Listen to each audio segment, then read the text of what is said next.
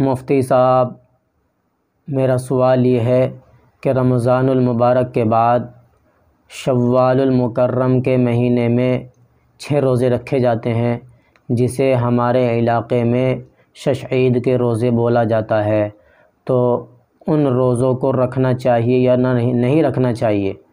کیا احادیث میں ان کی فضیلت وارد ہوئی ہے؟ اور اگر ان کو رکھا جائے تو کس ترتیب سے رکھا جائے، لگاتار یا الگ الگ بھی رکھ سکتے ہیں؟ محمد ذیشان، مقیم حال سعودی عرب۔ جی بھائی محمد ذیشان، رمضان المبارک کے بعد عید الفطر سے اگلے دن ان روزوں کو رکھ سکتے ہیں۔ اب آپ کی مرضی ہے کہ ان کو لگاتار رکھ لیں، یا آپ کی مرضی ہے کہ آپ پورے مہینے کے اندر ایک ایک کر کے ایک ایک دو دو چھوڑ کر بھی رکھ سکتے ہیں۔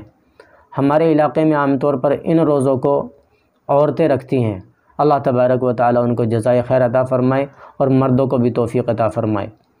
اس روزے کی فضیلت اللہ کے نبی علیہ الصلاۃ والسلام نے ارشاد فرمایا، من صام رمضان ثم اتبعہ ستا من شوال فذاک صیام الدہر۔ جس آدمی نے رمضان المبارک کے بعد شوال کے 6 روزے رکھے تو یہ ایسا ہے جیسا کہ اس نے پورے سال روزے رکھے۔ اللہ تبارک و تعالیٰ نے قرآن کریم میں ارشاد فرمایا، من جاء بالحسنۃ فلہ عشر امثالھا۔ تو اس قاعدے کے مطابق انسان 30 دن کے رمضان المبارک کے اندر روزے رکھتا ہے تو اللہ تبارک و تعالیٰ کی طرف سے اس کو گویا کہ 10 مہینوں کے برابر روزہ رکھنے کا اجر ملتا ہے۔ اب یہ جو 6 دن کے روزے رکھے جائیں گے، ان 6 دن کے روزے کا اجر اللہ تبارک و تعالیٰ اتنا عطا فرمائے گا جتنا 2 مہینے کے روزے رکھنے میں عطا فرمایا جاتا ہے۔ تو اس کو جب ٹوٹل کو جوڑیں گے تو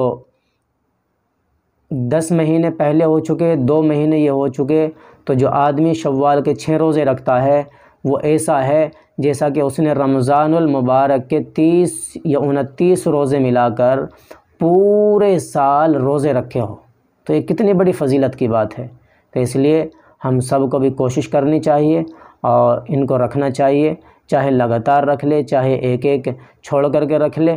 اور عورتوں کو اگر اپنی بشری اور شرعی تقاضا ہو، عذر ہو، تو یہ عذر ان کے لیے قابل قبول ہوگا، پھر وہ بعد میں بھی رکھ سکتی ہیں، کوئی حرج کی بات نہیں ہے۔